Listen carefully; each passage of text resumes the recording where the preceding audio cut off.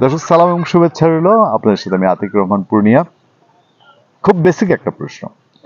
BNP অন্তর্বর্তীকালীন সরকারের প্রধান উপদেষ্টা ডক্টর মোহাম্মদ ইউনূসের নেতৃত্বে ঐক্যমত্য কমিশনের সঙ্গে দীর্ঘ মিটিং করেছে। 3বার ঐক্যমত্য কমিশনের সঙ্গে বসেছে, বসে খুঁটিনাটি অনেক কিছু তারা পয়েন্ট আউট করেছে, তাদের মতামত সব দিয়ে দিয়েছে। এখন প্রশ্ন হলো জাতির সামনে যে এই সংস্কার কমিশনের এই যা সংস্কার উদ্যোগ, এই সরকার একরকম চিন্তা করছে, বিএনপি একরকম চিন্তা করছে, জামাত ইসলামী একরকম, আর এনসিপি আরেক রকম। আদতে ফাইনালি কি সংস্কার হবে? বিএনপি যখন সবশেষ 2 মে প্রধান উপদেষ্টার সঙ্গে দেখা করতে গেল, প্রধান উপদেষ্টার চোখে চোখ রেখে বিএনপি নেতারা বলছেন যে এই যে এখানে এসছেন, তারা এর আগে যেসব কথাবার্তা বলেছেন আবার বলতে এসছেন, তাতে কি হবে? এবং প্রকারান্তরে এটাও বুঝিয়েছেন যে এই যে ঐক্যমত্য কমিশনের মিটিংয়ে বিএনপি গিয়েছে, ভবিষ্যতে আর যাবে কিনা। কথাগুলো কেন বলছি, বলার কারণ আছে। আচ্ছা, এটা তো বলেছে, তারপর সংস্কার নিয়ে বলেছে যে বিএনপির 31 দফা আছে, এমন কোনো সংস্কার নাই যেটা বিএনপির 31 দফায় নাই। তারপর বিএনপি আরেকটা পয়েন্ট বলেছে যে কোথায় কোথায় একমত, কোথায় কোথায় দ্বিমত, এইটা স্পেসিফিকলি সরকারের দিক থেকে বলা হচ্ছে না। বিএনপি মনে করে যে বিএনপির যে সংস্কারগুলো বলা ছিল সেগুলো এখন যথেষ্ট, কিন্তু সরকার যে সংস্কারগুলো কথা বলছে এগুলো অনেক দীর্ঘমেয়াদী, লং টাইম সংস্কার। সেই সংস্কার বিএনপি চায় না, প্রধান উপদেষ্টাকে স্পষ্ট জানিয়ে দিয়েছে। তারা বলছে যে তারা শুধুমাত্র নির্বাচন কেন্দ্রিক সংস্কার চায়। এই গেল একটা দিক।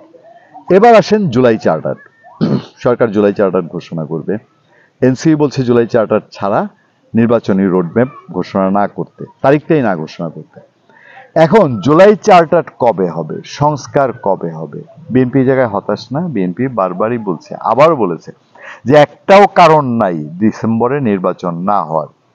সরকারের দিক থেকে স্পেসিফিকলি এখন পর্যন্ত কি কোনো কিছু জানানো হয়েছে যে আমরা এই কারণে আগামী জুনে নির্বাচন করতে চাই, আমরা বা এই প্রয়োজনে আমরা ডিসেম্বরে নির্বাচন করতে চাই না? আগে একটা কথা বলতে মনে আছে না, যদি স্বল্প সংস্কার হয় তাহলে ডিসেম্বরে নির্বাচন, আর দীর্ঘ সংস্কার হলে আগামী বছর জুনে নির্বাচন। স্বল্প না দীর্ঘ সংস্কার, এই সিদ্ধান্তটা জুন মাস নাগাদ এসে হলো না। জুন মাস নাগাদ এই সিদ্ধান্তে সরকার পৌঁছাতে পারেনি। তাহলে এইটাই যদি না হয়, মানে এখনো সন্তান প্রসব হবে তো দূরের কথা, এখনো মিয়া বিবির বিবাহটাই হয়নি। মিয়া বিবির বিবাহ হওয়ার পরে না সন্তান প্রসবের বিষয়, তারা একসঙ্গে থাকবেন, বাস করবেন, সংসার করবেন, একসঙ্গে পথ চলাও শুরু করেছিলেন, এবং পথের মধ্যে যদি ডিভোর্স হয়ে যায়, এই যে বিএনপি বলছে যে তারা এইবার যে মিটিং করেছে এরপরে আর মিটিং করবে কিনা তার ঠিক নাই, কারণ পথিমধ্যে ডিভোর্স হয়ে গেলে পরে সন্তান প্রসব কতটা অনিশ্চিত হবে। এই বাংলাদেশে একতরফা কেউ, এখন যদি বলি বিএনপি চাইলেই কি একা, জামাত চাইলেই কি একা, একইভাবে সেনাবাহিনীও যদি চায় তাহলে কি একা?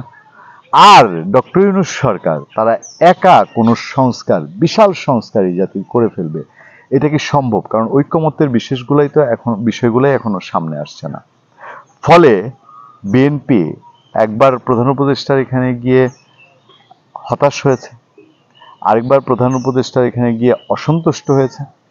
এবার বিএনপি কি হয়েছে সেই শব্দটা বিএনপি ব্যবহার করেনি। আমরা অপেক্ষায় থাকবো সেই শব্দটা শোনার জন্য। ধন্যবাদ সবাইকে, ভালো থাকবেন, সুস্থ থাকবেন, সত্য, করুণা এবং সহনশীলতার সাথে আপনাদের সাথে আমি আতিক রহমান পূর্ণিয়া।